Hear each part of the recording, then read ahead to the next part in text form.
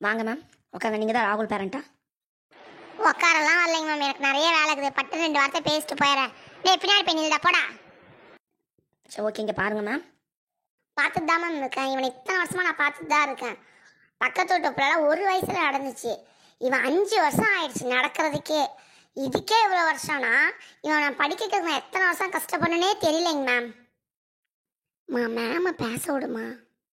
நீ கம்முனுடா. ஆமாங்க ma'am, homework ஏன் கம்மியாக தரீங்க? அது வந்துங்க, என்ன காரணம் வேணா இருக்கட்டும் மேம், இவனுக்கும் தனியாக ஹோம்ஒர்க் நிறையா கொடுங்க. சும்மா ஆன்லைன் கிளாஸ்னு ஃபோன் எடுத்துகிட்டு உட்காந்துக்கிறான். ஆன்லைன் கிளாஸா? ஆன்லைன் கிளாஸ் முடிஞ்சு பல வருஷம் ஆகுதுங்க மேம். இல்லைம்மா மேம், அது டியூஷன் ஆன்லைன் கிளாஸ் மேம். அம்மாவுக்கு தெரியல.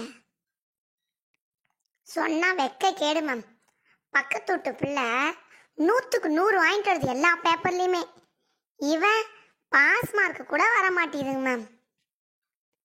மா அது எல்கேஜி பாப்பாமா. இதுவாக வேணா இருக்கட்டும், அதுவும் ஸ்கூலுக்கு தானே போகுது படிக்க. சரிங்க மேம், அதை விடுங்க. உங்கள் ஸ்கூலில் எத்தனை ஃபங்க்ஷன் தான் மேம் வைப்பீங்க? சும்மா வாரம் 1000 கூட 500 கூட என்னை போட்டு டார்ச்சர் பண்ணுறான். மேம் எங்கள் ஸ்கூலில் வருஷத்துக்கு ஒரே ஒரு ஃபங்க்ஷன் மட்டும்தான் நடக்கும். அதுக்கும் நாங்கள் காசுலாம் வாங்க மாட்டோம். என்ன வாங்கணுமோ அந்த பொருளை சொல்லிடுவோம், அது அவங்களே தான் வாங்கணும். எங்கள் ஸ்கூலில் வாரம் நாங்கள் ஃபங்க்ஷன் வச்சதே கிடையாது. என்னது மேம் மற்ற பேரண்ட்ஸ்லாம் வெயிட் பண்ணுறாங்க மேம். நீங்கள் வீட்டில் போய் வச்சிங்க மேம். வாடா உனக்கு இருக்கு வா. ஆமாங்க மேம், ஆரம்பத்தில் நிறைய வேலை இருக்குது. நீங்கள் என்ன வேலை பார்க்குறீங்க?